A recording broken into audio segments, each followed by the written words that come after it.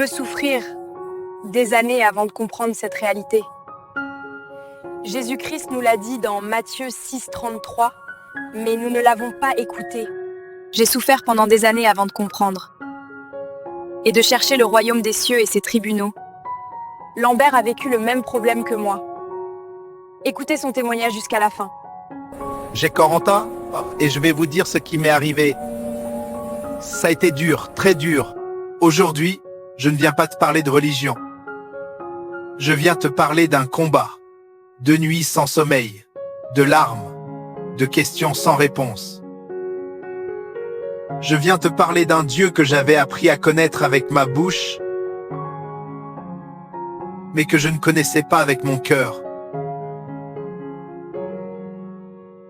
Et si tu restes avec moi jusqu'au bout, tu vas voir comment les enseignements du trône, des tribunaux célestes, de l'autorité spirituelle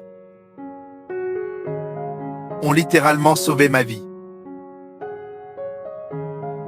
Pendant des années, j'ai cru que j'avais la foi. Je priais, je chantais, je citais des versets. Mais au fond de moi, j'étais brisé. Je me couchais avec la peur. Je me réveillais avec l'angoisse. Et j'aimerais commencer par te raconter où tout cela a vraiment commencé. Je me souviens d'une saison de ma vie où tout s'écroulait en même temps. Au niveau familial, conflit, incompréhension, paroles blessantes. Au niveau financier, des factures que je n'arrivais plus à payer, des dettes qui s'accumulaient.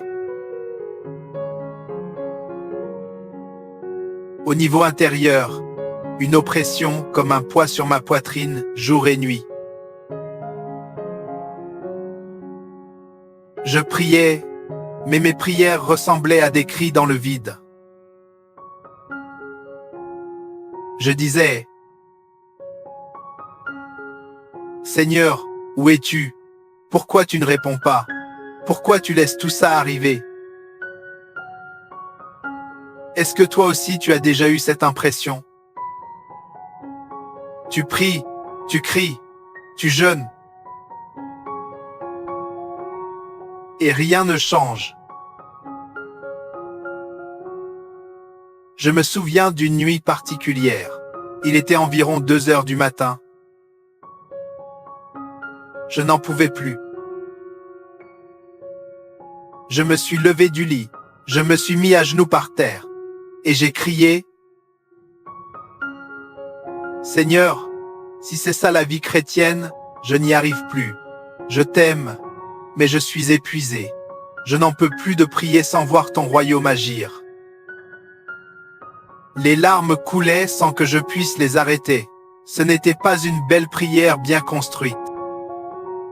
C'était un cri de désespoir. Ce que je ne savais pas, c'est que ce cri était le début d'un changement radical. À cette époque, je ne comprenais rien aux tribunaux célestes. Je ne connaissais pas la dimension du trône. Pour moi, le ciel était loin, très loin. Et moi, j'étais ici tout seul avec mes problèmes. Je disais notre Père qui es aux cieux, mais je n'avais aucune idée de ce que signifiait vraiment « ton royaume vienne ». Quelques semaines après cette nuit, le Seigneur a commencé à attirer mon attention. Pas avec un ange dans ma chambre, pas avec une voix audible, mais par des petites choses, des petites coïncidences qui n'en étaient pas. Un jour, je tombe sur un enseignement qui parlait du royaume des cieux comme d'un gouvernement réel.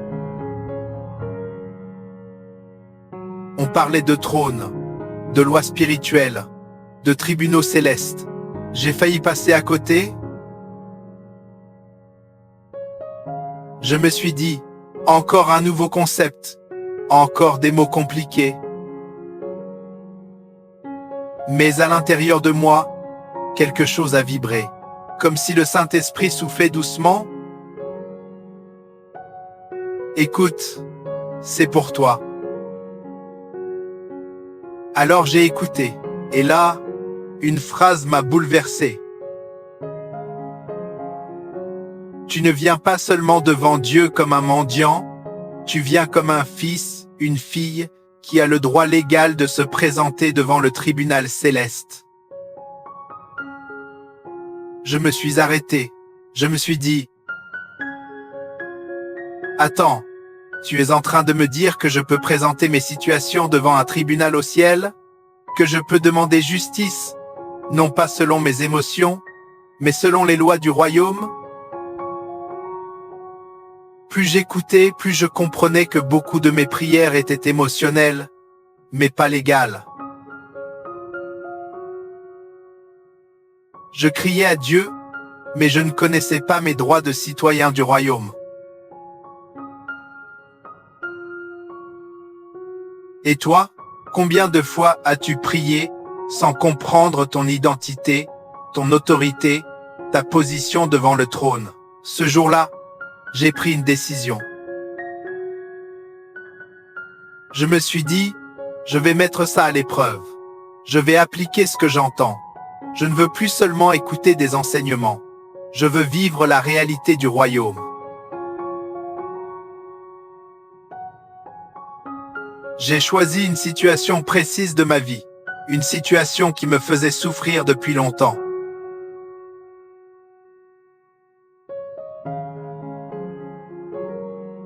Je me suis isolé dans ma chambre. J'ai éteint mon téléphone.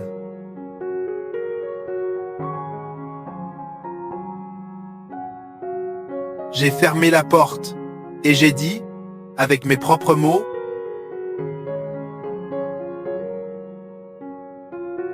Père, je viens devant toi, non pas seulement comme quelqu'un qui supplie, mais comme un fils, une fille du royaume. Je demande au Saint-Esprit de m'aider à me présenter devant le tribunal céleste. J'ai commencé à confesser ce que le Saint-Esprit me montrait, des choses que j'avais tolérées.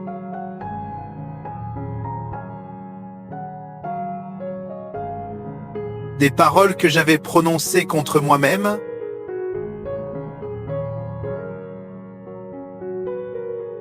Je n'y arriverai jamais. Ma famille est maudite. Je suis toujours rejeté. Personne ne m'aimera jamais.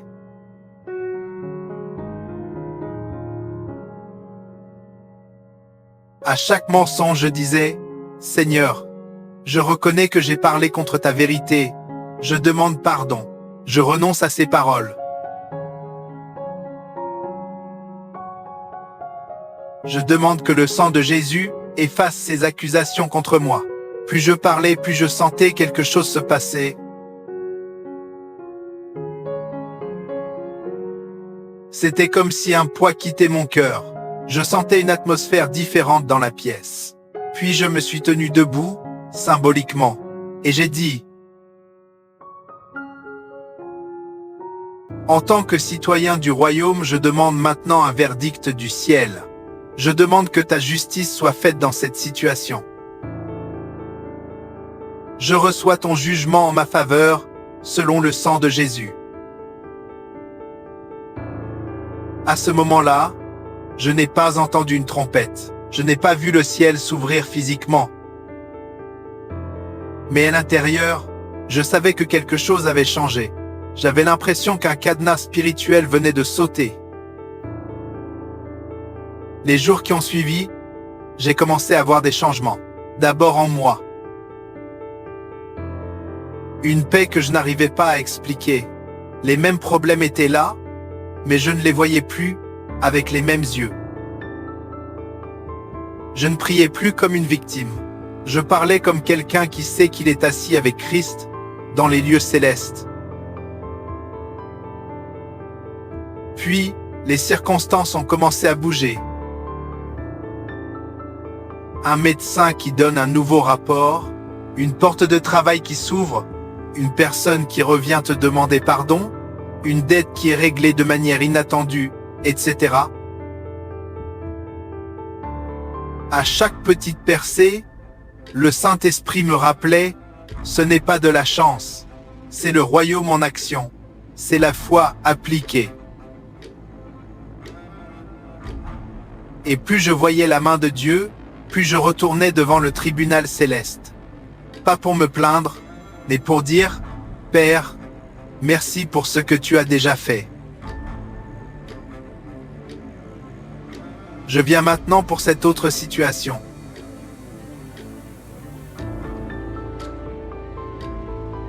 C'est comme ça que petit à petit, ma vie de prière a radicalement changé. Je n'étais plus en train d'attendre passivement que peut-être, un jour, Dieu fera quelque chose. Je collaborais avec le royaume. Si tu as écouté ce témoignage jusqu'ici, ce n'est pas un hasard. Tu te reconnais, peut-être dans mes larmes, dans mon épuisement, dans mes questions. J'aimerais te dire ceci. Dieu n'est pas seulement le Dieu de belles prédications, il est le juge des tribunaux célestes. Le Dieu du trône, le Dieu qui rend justice à ses enfants. La question, ce n'est pas « est-ce que Dieu veut agir ?»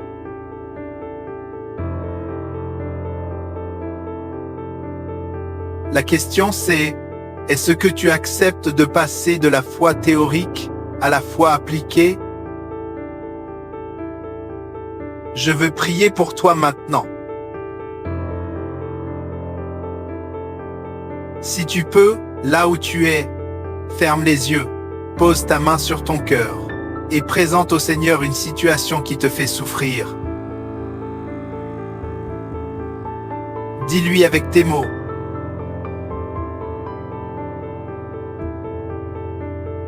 Père, aujourd'hui, je viens devant toi comme ton fils, ta fille. Je demande que tu m'enseignes à me présenter devant tes tribunaux célestes.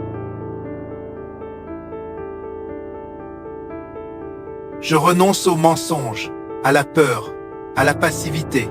Je choisis la foi en action. Si ce témoignage a parlé à ton cœur, écris dans les commentaires.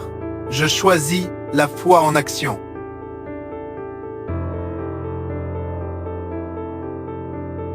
Je lirai vos commentaires et je prierai pour vous.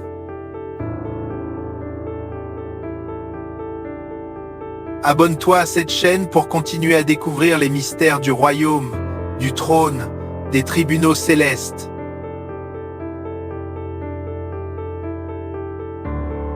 Et partage cette vidéo à quelqu'un qui a besoin de savoir que le ciel n'est pas fermé. Le royaume est réel, et quand la foi est appliquée, tout peut changer. Si tu veux apprendre à te présenter toi aussi devant le trône, ce témoignage est pour toi. Que la paix du roi repose sur toi et qu'il te rende capable de paraître devant son trône en confiance.